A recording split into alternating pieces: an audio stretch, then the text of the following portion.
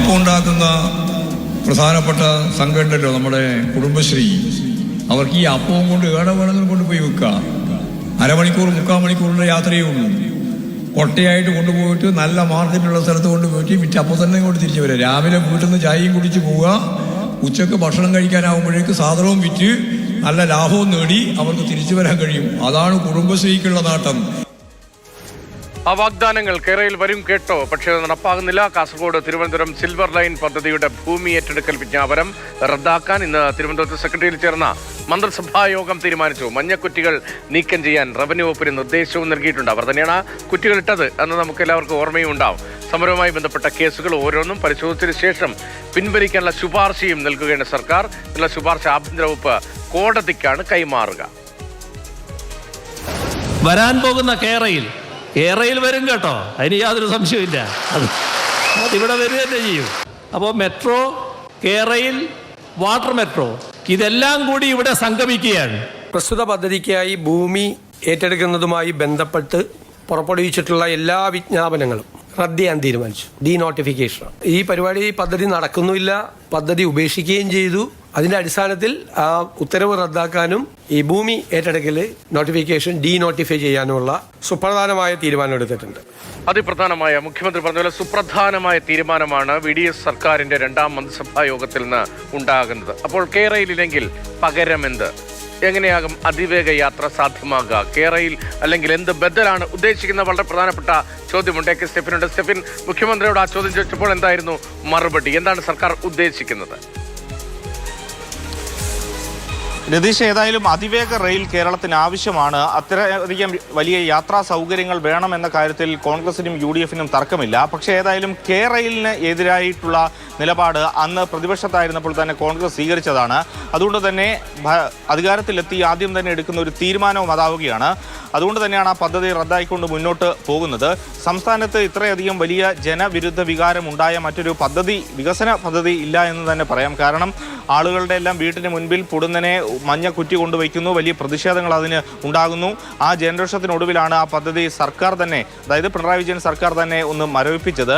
ഇപ്പോൾ ഏതായാലും CPM-നും ആ ഒരു പദ്ധതി വലിയ വിനയായിട്ടുണ്ട് എന്നൊരു വിലയിരുത്തൽ തന്നെയാണ് ഉണ്ടായത്. കാരണം പല തെരഞ്ഞെടുപ്പുകളിൽ അത് തിരിച്ചടിയായിട്ടുണ്ട് എന്ന് CPM നേതൃത്വം വിലയിരുത്തുന്നു. അതിൻ്റെ ഭാഗമായി കൂടിയാണ് ഇന്ന് സംസ്ഥാന സെക്രട്ടറി ഒരു ഒഴുക്കൻ മറുപടി പറയുന്നത്. ഇത് നേരത്തെ തന്നെ അവസാനിച്ച പദ്ധതിയാണ് തുടങ്ങിയ കാര്യങ്ങൾ പറയുന്നത്.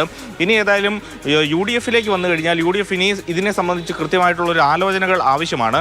നേരത്തെ UDF ഉമ്മൻചാണ്ടി സർക്കാരിൻ്റെയൊക്കെ കാലത്ത് ആലോചിച്ചിരുന്ന മറ്റ് പദ്ധതികൾ, അതായത് റെയിൽ വിപുലീകരണം, അത്തരത്തിലുള്ള പരിപാടികളൊക്കെ ആസൂത്രണം ചെയ്യാം. അല്ലെങ്കിൽ ഒരുപക്ഷെ ശ്രീധരനുമായി ബന്ധപ്പെട്ട് കൂടിയാലോചനകൾ നടത്തിയതിനു ശേഷം എന്തെങ്കിലും തരത്തിലുള്ള തീരുമാനത്തിലേക്കൊക്കെ എത്താമെന്നൊരു പലതരത്തിലുള്ള ആശയങ്ങൾ മുന്നോട്ട് വയ്ക്കുന്നുണ്ട്.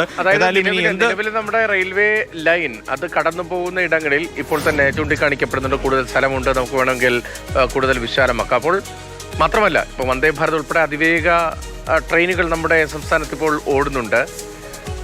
അതുപോലെ തന്നെ ദീർഘദൂര ട്രെയിനുകൾ ചിലത് ഇപ്പോൾ തിരുവനന്തപുരം, കൊല്ലം, ആലപ്പുഴ, എറണാകുളം എന്ന നിലയിൽ സ്റ്റോപ്പുകൾ ക്രമീകരിച്ചുകൊണ്ടൊരു 3 മണിക്കൂർ 3.5 മണിക്കൂർ കൊണ്ട് എറണാകുളം ക്രോസ് ചെയ്ത് പോകുന്നുണ്ട്. 5.5 മണിക്കൂർ 6 മണിക്കൂർ എന്ന സമയത്തിനപ്പുറത്തേക്ക്. അപ്പോൾ നിലവിലെ പാതയിൽ തന്നെ ആയിരിക്കുമോ, നിലവിലെ പാതയെ ഉദ്ദേശിച്ച് തന്നെ ആയിരിക്കുമോ പുതിയ പദ്ധതി വരിക? നിലവിലേതായാലും നേരത്തെ ഉണ്ടായിരുന്നതുപോലെ കേരയിൽ എന്ന് പറയുന്ന ഒരു പുതിയ പദ്ധതി വരാൻ സാധ്യത കുറവാണ്. കാരണം അന്ന് പ്രതിപക്ഷ നേതാവായിരുന്ന ഇപ്പോഴത്തെ മുഖ്യമന്ത്രി VD സതീശൻ തന്നെ പറഞ്ഞത് പാരിസ്ഥിതികമായിട്ടുള്ള ഒരുപാട് പ്രശ്നങ്ങൾ അങ്ങനെ ഒരു പദ്ധതി വരുന്നത് കൊണ്ടുണ്ടാകും, ഒരുപാട് ജനരോഷം ഉണ്ടാകും, പലരുടെയും ഭൂമി നഷ്ടപ്പെടുന്ന അവസ്ഥയിലേക്ക് പോകും.